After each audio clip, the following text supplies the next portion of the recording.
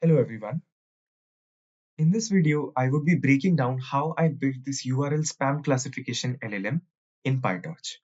I'll walk you through the architecture, explain why I made certain design choices, and show you how this model is trained end to end.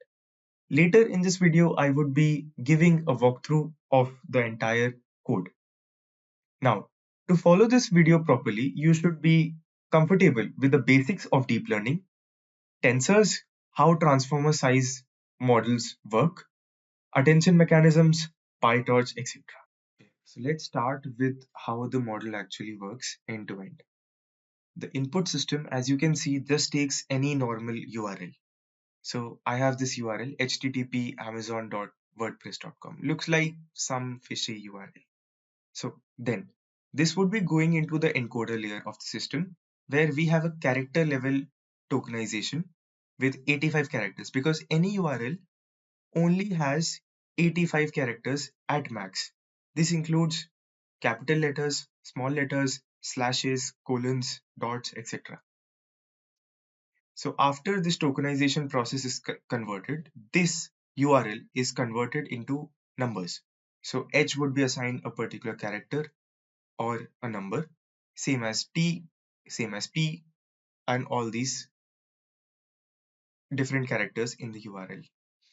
After that, we would be going into positional encoding, which actually tells our LLM the position of each character. After positional encoding is done, it goes into our transformer block. This is the main block, which kind of functions like the brain of the system. This has the attention mechanisms, mainly multi-rate attention and feed-forward neural network. And after that, we have our spam ham classification layer, or you can say a classification head. This outputs a spam or a ham. So spam is 1 and ham is 0. Okay, so let us start with the code walkthrough. The first part is the helper functions. I have defined a few helper functions like encode, decode, and vocab size, which actually returns just the vocab size. And a vocabulary is from capital A, B, C, D to all these ampersand, dollar, question mark, etc. Okay, so in this particular section, we are creating the dataset on which the model would be trained. We are fetching the URL data from mainly two sources, like you can see here, and then we are concatenating the dataset into one single dataset with the shape 94,698. After that, we have some pre-processing. You could read the code later on.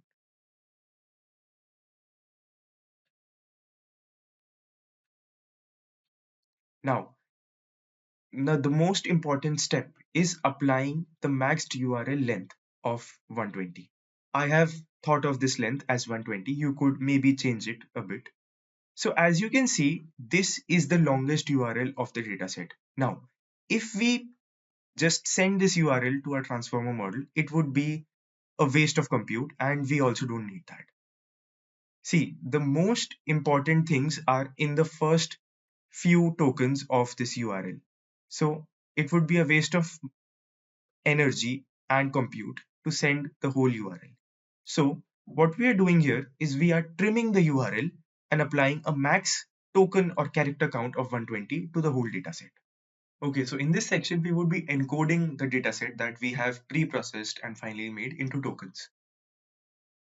So this function takes a dataset, specifically the URL section of the dataset, and encodes it using the helper functions and then appends all the tokens or the list of tokens into this encoded dataset. You could see this is the actual URL converted into tokens. Now we would be applying padding to these tokens. The max padding length is 120. So any URL shorter than this, so if this is roughly 20 tokens, it would be converted into 120 tokens by adding extra zeros. So if this is 20, we would be adding like 100 zeros extra to make it 120.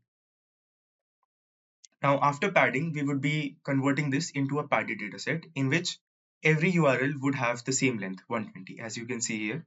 Okay, so in this section, we would be creating a dataset class and dataset loader. This is the dataset class in which we have given our dataset or our data frame. And here we have a data loader with dataset, batch size, and pin memory equals to true for maximum GPU utilization. As you can see, these are the two XB and YB. XB are the URL tokens and YB are the corresponding labels.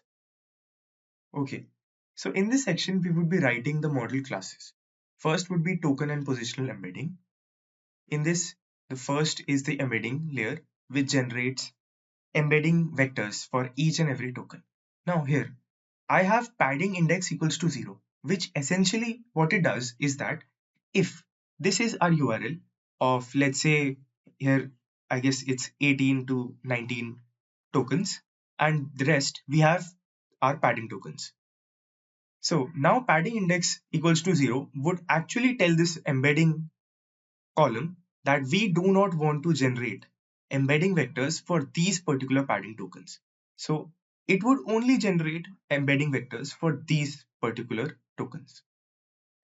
Now, next we would be moving on to our transformer block. I would not be going into the details of multi-head attention layer normalization because I assume that if you are watching this video, you already are familiar with these concepts. Now here also I have added a key padding mask.